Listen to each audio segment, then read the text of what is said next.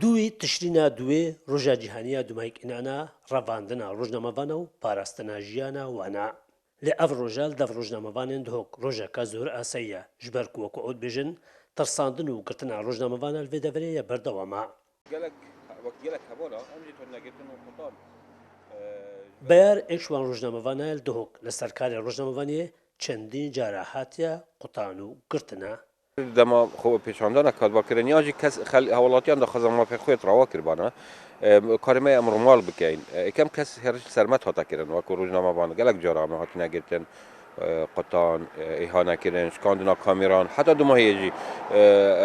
جبرکو الویری اگر تو رومال آوی کاری که اوی حوالاتی دا خزم ما په خود کن هرشل ستتی تکرن کم کس روزنامه بان تنا قطان اهانه کردن گرتن و کامراتنا شکاندن و نمونه گلکنجی و تایبەت li parêzgeha Duhokê. Rojnamevanên Duhok dibêjin li demê nerazîbûne li vî bajarî berî her tiştekî rojnamevan êne girtin û qutan û kerestînwan êne şinav birin. Yani gelek camet hatine desta serkirin gelek cara kelo pelêtmeyet hatine desta serkirin gelek cara yani ku bêjin gelek ranga heta meselen tehdîdê û vana ev hemî tiştiyet heyin ev tişte ku bêjin berdam ya ve ne bes axtini min axtini beşek ji dezgehên li bwarî yani bêjin karên rojnamanî azadî rojnamevanî yani jî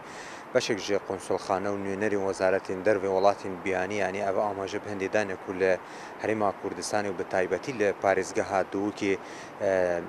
metirsiyê here zêde li ser jiyana rojnamevanan he. Beşek ji rojnamevanên Duhok daxwaz dikin pêdaçûn li dadgehkirina Şêrwan Şêrwanî û desteserkirina Slêman Ehmediyên rojnamevan de bête kirin ku baştirîn belgene li ser matirsiya ser rojnamevan heyî li Duhok.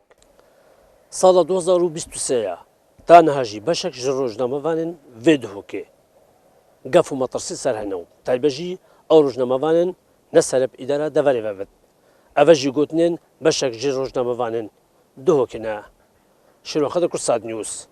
Duhok.